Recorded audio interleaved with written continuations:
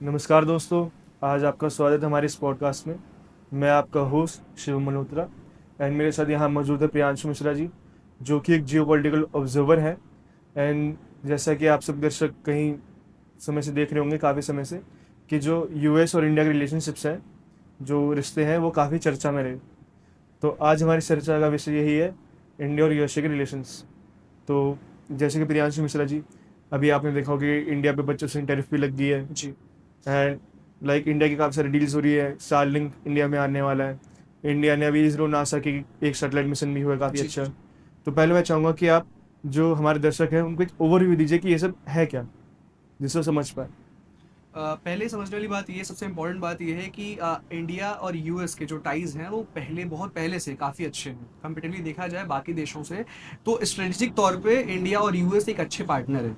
अगर यूएस को भी एशिया में कुछ दबदबा बनाना है या फिर चाइना को टैकल करना है, उसके खिलाफ अगर कुछ करना है, तो उसे इंडिया चाहिए। और वहीं हमें भी एक्सपोर्ट्स के लिए, ट्रेड के लिए एक अच्छे लॉन्ग टर्म में अगर पैसे की बात की जाए, इकॉनमी की बात की जाए, तो हमारे लिए एक अच्छा पार्टनर जो है वो यूएस है। तो ऐसी कंपनियों का आना जाना ये बहुत इंपॉर्टेंट चीज़ है। जैसे कि आपने देखा होगा कि 2023 में जी। अगर हम देखें तो इंडिया के जो बायलैटरल ट्रेड थे इंडिया और यूएसए के, $200 बिलियन क्रॉस कर दिया था। जी, जी। तो आपको ये लगता है जो ये टैरिफ लगी है, क्या ये अभी उसको ट्रेड को लो करेगा, कम करेगा कि नहीं करेगा? समझने वाली बात यह है कि पिछले 4 साल में जो पहली बात यह है कि जो इंडिया के जो सबसे ज़्यादा और सबसे तगड़े पार्टनर्स हैं, जिनके साथ सबसे ज़्यादा ट्रेड करता है, वो है चाइना और यूएस। और ये टॉप करते रहते हैं, कभी चाइना टॉप करता है तो कभी यूएस टॉप करता है। बट रिसेंट 4 सालों में जो सबसे ज़्यादा ट्रेड हुई है इंडिया किसी के साथ, वो यूएस ही है। और ये ऑल ओवर $500 बिलियन से ज़्यादा का है। तो अगर 2 साल की आप बात कर रहे हैं, $200 बिलियन, तो हाँ, वो एक अच्छा है। पर क्या इस पे फर्क पड़ेगा जो भी? ट्रेड का बहुत फर्क पड़ेगा। अगर टैरिफ के देखा जाए तो टैरिफ एक ऐसी चीज़ है कि जो कि इम्पैक्ट करती है। फॉर एग्जांपल मान लीजिए कोई सामान ₹100 का है और अगर 25% टैरिफ उस पर लग जाए, तो खैर ऐसे काम नहीं करता ये नियम, पर हाँ फिर भी अगर देखा जाए तो ऑल ओवर समझाने के लिए बेसिक तौर पे, वो सामान यूएस में, अगर कोई भारत का सामान है, एक टी शर्ट है, तो वो 125 की बिकेगी यूएस मार्केट में। कंपेटिवली अगर देखा जाए, पाकिस्तान और बांग्लादेश, जिन पे 19 और 20% टैरिफ लगा है, उनका हमसे सस्ता सामान बिकेगा, तो फायदा उनका है। अभी जैसे कि एक और चीज़ आई थी कि पाकिस्तान को अमेरिका ऑयल भी देना चाह रहा है। जी।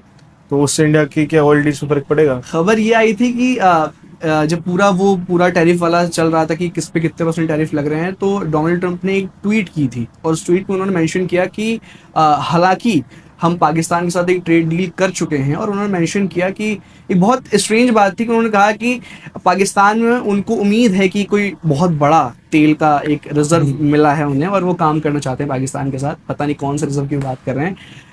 पर उन्होंने आगे भी मेंशन किया कि अगर कोई कंपनी मिल जाए जो कि पाकिस्तान में जाके वो सो कॉल्ड तेल निकाल सके, और बाद में उन्होंने ये बात और मेंशन की कि वो तेल शायद भारत भी इन फ्यूचर खरीदे या उसको बेचा जाए, जो कि एक बहुत ही टाइप ऑफ सटायर था भारत के ऊपर। और वो दिखाता है कि यूएस के और इंडिया के रिलेशंस किस हद तक अभी थोड़े बहुत समय के लिए ऊपर नीचे हो रहे हैं, जहां ट्रंप ऐसे शब्दों का यूज़ कर रहे हैं भारत के लिए, ये जानते हुए कि भारतीय लोगों को ये बात पसंद नहीं आई, पर उन्होंने कहा ये बात।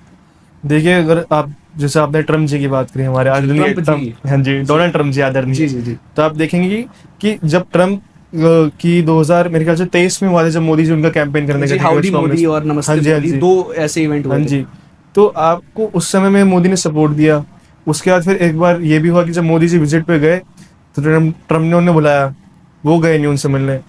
तो आपको नहीं लगता कि कहीं ना कहीं ट्रम्प मोदी से कुछ उनकी आपसी हुआ है, जो वो देश के चक्कर, जो देश जिसके बीच में आ रहा है? देखिए, आपसी किसी का नहीं होता। अब मेरा और आपके अगर बातें नहीं हो रही, तो इसका मतलब ये तो है नहीं कि हमारा आपसी कुछ हाँ जी, मतभेद है। बहुत से रीजन हो सकते हाँ हैं जी, उसके। अभी कनाडा गए थे G7 के लिए मोदी जी। हाँ जी। तो वहां से जब वो वापस इंडिया आ रहे थे, उनको 3-4 कंट्री के विजिट्स पे गए थे। हम्म। तो जब वो पास ही थे, तो वॉशिंगटन से फोन आया, मतलब ट्रम्प के व्हाइट हाउस से फोन आया और कहा गया कि आप बहुत दूर नहीं है हमसे, एक काम कीजिए, आप आइए वॉशिंगटन और मिल लेते हैं, मुलाकात कर लेते हैं। पर मोदी जी ने कहा कि मेरे फर्दर बहुत सारे प्लान्स हैं और मुझे आगे जाना है और मुझे भारत पहुंचना है, तो मैं हाँ जी। नहीं आ पाऊंगा। इट वॉज टाइप ऑफ कि मना ही कर दिया, पर एक अच्छे तौर पे। तो अब इस बात से अगर ट्रंप रूठ जाए और कहें कि यार आया नहीं, मेरे दोस्त थे तुम तो, या फिर हम एक अच्छे एक पार्टनर हैं और आपने हमारी बात नहीं मानी, तो इससे कोई लॉन्ग टर्म में दिक्कत नहीं देती चीज़ें। पर एक जगह ये भी देखने को आता है कि जैसे कि ट्रम्प ने अभी कई सारे इंडियंस को डिपोर्ट करा था, जिसमें एक फोटो बहुत ज्यादा सोशल मीडिया पर वायरल हुई थी कि इसमें एक होटल में जहाँ पे रखा हुआ था, होटल की खिड़की पे किसी फीमेल ने लिपस्टिक से लिखा हुआ था हेल्प। जी। और ये भी सुनने में आया, कई जगह पे बकायदा प्रूफ भी आया कि जो बच्चों को भी इवन हैंड्स का पहना के हथकड़ी पहना के भेजा गया, डिपोर्ट करा गया। और जबकि अगर आप देखेंगे तो यूएसए के अंदर इस टाइम पे 2,70,000 बच्चे करीबन इंडियन स्टूडेंट्स वहाँ पे पढ़ रहे हैं, जो कि एक यूएसए के अंदर सेकंड लार्जेस्ट फॉरेन स्टूडेंट्स की पॉपुलेशन है। जी। इंडिया की सिलिकॉन वैली में हैवी प्रेजेंस है। तो आपको क्या लगता है कि जो इंडिया को ये ट्रम्प बोलता रहता है कि डेड इकोनॉमी या डिपोर्ट करना, या इंडिया की कई बार इतनी बेइज्जती मार देना कि इंडिया इज वेरी चालाक, तो ये क्या सही है उसके लिए? रिश्तों में फर्क लाएगा ये? समझने वाली बात यह है कि जो ट्रम्प अभी रिसेंट टाइम में, जब से वो सेकंड टर्म उनकी आई है और राष्ट्रपति बने हैं, तब से उनके जो एक रवैया है दुनिया की तरफ, वो बहुत बदल गया है। उन्होंने एक प्रॉपर टैगलाइन लेके आए, उन्होंने कहा मागा, मेक अमेरिका ग्रेट अगेन, ये बात उन्होंने कही। अच्छा। और उनका कॉन्सेप्ट ये था, उनके मैनिफेस्टो में ये था कि हम दुनिया से ऊपर अमेरिका को रखेंगे, बिकॉज हमारी कंट्री और हम सबसे ऊपर इसको रखेंगे, हम इसी का फायदा देखेंगे। फिर चाहे पैसे के तौर पे देखा जाए, डिफेंस पे देखा जाए, रिलेशंस पे देखा जाए, ट्रम्प कहते हैं कि अमेरिका से ऊपर कोई नहीं है। फिर उसके लिए चाहे रिलेशंस खराब हों, चाहे दुनिया को कुछ भी झेलना पड़े, सबसे ऊपर ट्रम्प है और सबसे ऊपर अमेरिका है। हाँ जी। इस चीज़ के पीछे उन्होंने काम स्टार्ट किया था जब से वो बने हैं। उन्होंने पहले बात की कि काफ़ी कंट्रीज ऐसी हैं जो कि जिनके इमिग्रेंट्स या फिर लोग कहिए जो यूएस में रहते हैं और वो दिक्कत देते हैं, फिर चाहे क्राइम हो, लॉज हो तोड़ने, या फिर किसी तरीके से देख लीजिए कि बहुत ज़्यादा भीड़ हो जाती है ना, कई लोग इलीगल तौर पे जाते हैं अमेरिका या फिर यूरोप, वेस्ट में डोंकी। हाँ, डोंकी एक बहुत फेमस एक तरीका है जाना, बाय पनामा और मैक्सिको होते हुए जंगल। तो लोग कितना सहते हैं तब जाते हैं सब करके, किस लिए? क्योंकि उन्हें यूएस की लाइफस्टाइल पसंद है और वो चाहते हैं कि वो इससे बेहतर कुछ पाए, डॉलर में कमाए बेसिकली। हाँ, चाहे कम कमाए ज्यादा कमाए, वो अच्छी लाइफ जिए और डॉलर में कमाए। इस चीज को ट्रम्प ने कहा कि यार इमिग्रेंट्स को नहीं चाहिए, आप लीगली आए हो तो बेहतर है, बेस्ट है। खैर लीगली भी वो रोक रहे हैं कि कम लोग आए लीगली भी, अनटिल अनलेस आप पैसा दे पाए यूएस में, आप मत आइए। अभी गोल्डन वीजा का उन्होंने स्टार्ट किया था कि अगर आप $5 मिलियन इन्वेस्ट कर सकते हैं तो आप सीधे सीधे गोल्डन वीजा लीजिए, 10 साल तक आप यहाँ रहिए। ये कॉन्सेप्ट वो लेके आए थे, मतलब इसको भी मोनेटाइज किया जा रहा है। वीजा चाहिए, आप आ जाइए, आप पैसे दीजिए, आप रहिए, कोई दिक्कत नहीं है। पर जैसे कि मैं आप कह रहे कि इलीगली वालों को मना कर रहे हैं, पर अभी मेरे कुछ दिनों पहले मेरे यूएसए में कई जानकार, मैंने उनसे बातचीत हो रही, चर्चा हो रही थी जी। तो उन्होंने बताया कि इवन जो स्टूडेंट्स वहाँ पे लोन लेके यूएसए पढ़ने जाते हैं बच्चे कि बेटर एजुकेशन मिले, इंटरनेशनल लेवल की एजुकेशन मिले, तो इवन कुछ बच्चों पे अगर स्पीड टिकट भी है उन पे, कि जो जिसको हम इंडिया में कहेंगे चलान जी, या रॉन्ग पार्किंग का भी चलान उनका कटा हुआ है, तो उस चीज़ से भी उनको रिपोर्ट करा जा रहा है। तो ऐसा ये बहुत ज़्यादा सिकनेस नहीं होगी? समझने वाली बात है कि जब निकालना ही है, जब मान लीजिए मुझे आपसे दोस्ती नहीं रखनी, तो फिर मैं बातों के थोड़े थोड़े मतलब निकालूंगा ना कि यार आप शिवम ऐसे क्यों बोल रहे हैं, या शिवम आपने किताब वहां क्यों रख दी, मैं आपसे बात नहीं करूंगा। हाँ जी। तो वही बात है कि जब पकड़ना ही है, मुझे आपको पकड़ना है कि मुझे तुमसे बात नहीं करनी है, मुझे तुम्हें डिपोर्ट करना है, तो यार तुम चलान करो, छोटा क्राइम करो चाहे बड़ा करो, मुझे निकालना है तो मैं निकालना है, चाहे ऐसे कान पकड़ूं चाहे मैं ऐसे पकड़ूं, कान मुझे पकड़ना है, सीधी बात है। पर अगर आप देखें कि मोदी जी की तो जब से 2014 से मोदी प्राइम मिनिस्टर बने, काफ़ी सारी विजिट्स पे वो यूएसए गए हैं। उसके बाद 2014 के ही बाद में इंडिया ने काफ़ी सारी नासा इसरो की एक सैटेलाइट मिशन चला है। इंडिया का जो डिफेंस एक्सपोर्ट्स है वो काफ़ी अच्छा हुआ यूएसए के साथ। एंड इवन कई सारी अगर आप देखेंगे सेक्टर्स में भी, जैसे आईटी सेक्टर हो गया, फार्मास्यूटिकल हो गया, रिन्यूएबल एनर्जी हो गया, इस सब में यूएसए के साथ काम कर रहे हैं जी। तो आपको ये लगता है कि आपका क्या मानना है कि कहीं ना कहीं उन सब सेक्टर्स पे इफेक्ट करेगा, या एआई पे जो हम एक स्पेशल रिसर्च प्रोग्राम हमने चला रखा है यूएसए के साथ, उस पर इफेक्ट डालेगा ये? टेरिफ्स जो हैं वो हर जगह इफेक्ट डालेंगे कहीं ना कहीं, और ये रिलेशंस को इम्पैक्ट करता है। पर हाँ, लॉन्ग टर्म में एक लाइन में अगर आपको समझना हो कि इंडिया और यूएस रिलेशंस क्या है, तो वो समझिए कि ट्रम्प जैसे लोगों से यहाँ मतलब है कि अगर ट्रम्प जैसे लोग आए, हाँ जी, 4 साल 5 साल का खेल होता है कि राष्ट्रपति का क्या टर्म होता है, वो दूसरा टेन्योर अपना पूरा करेंगे, चले जाएंगे, कोई और राष्ट्रपति बनेगा, पहले बाइडेन भी थे।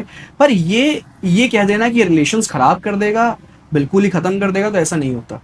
पर it will bring a certain kind of pause on it.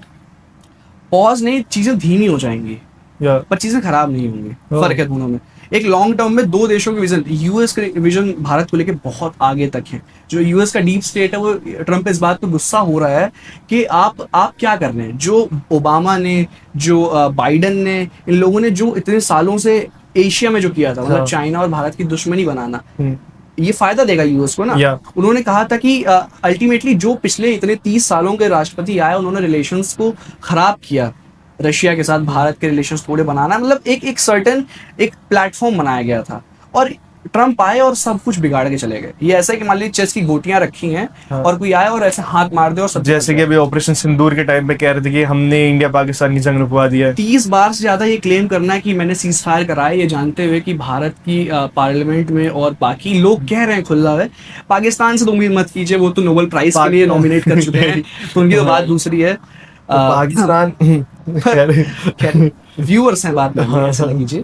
कहने वाली बात यह है कि ये जानते हुए ट्रम्प को ये पता है, एक बात भी थोड़ी है कि जो तल्ख लहजा था भारत के रक्षा मंत्री प्रधानमंत्री का, और ये कहना, देखिए सीधे सीधे राहुल गांधी जी ने जो कहा था कि सीधे सीधे आप कह दीजिए कि ट्रम्प अगर हैं ऐसा तो कह दीजिए कि हम नहीं मानते ट्रम्प की बातों को, पर ऐसा कहना सही नहीं होता। उस समय जब आप एक इम्पोर्टेंट डेवलपिंग स्टेज पे है मेरा वाली, एक इम्पोर्टेंट जगह बैठे, ओपोजिशन का एक है भाई तरीका होता है अपना काम करने का, पर सिटिंग प्राइम मिनिस्टर या सिटिंग आप अगर स्टेट के मेंबर हैं तो आपको ऐसा कहना नहीं होता, आपके पीछे बहुत सारा विजन होता है। उन्होंने इनडायरेक्टली ये बात कह दी थी कि सीज फायर किसी ने नहीं कराया, किसी के प्रेशर में हमने नहीं किया, और समझने वाले समझ जाएंगे, नहीं समझेगा तो नहीं समझेगा। वो तो भाई वो वही है कि जिसको जो मन वही बोलेगा, अगर उन्हीं समझने वाला। हैरानी की बात यह है कि ट्रम्प ने ये बात क्यों कही बार बार, और नोबेल प्राइज के लिए कही। हाँ, ये अपने आप में बहुत ज्यादा है कि मतलब ट्रम्प किस हद तक वो चाहते हैं, एक डेस्परेशन दिखती है ट्रम्प की, और कुछ नहीं। ट्रम्प कई बार बहुत विवादित तो है नहीं है स्टार्टिंग से, मेरे ख्याल से पिछली बार इलेक्शन बिहार में कई बड़े कारण के ये भी थे। फिर एक अभी अगर आप ट्रम्प जी को देखेंगे तो इलॉन मस्क के ऊपर क्या उन्होंने कर दिया था। हैरानी की बात है कि ये दोनों दोस्ती के तौर पे आए थे, एक हाँ। दूसरे की सत्ता बनाई। एलॉन मस्क ने हेल्प की ट्रम्प को राष्ट्रपति फंडिंग करी बनाने, उसने सारी, और कहीं ना कहीं ट्रम्प को भी से भी उम्मीद थी हाँ एलॉन जी। को कि यार वो भी कहीं ना कहीं बिजनेस में फायदा देंगे, पर हाँ समय रास्ते बदलते देर नहीं लगती। वही चीज़ है।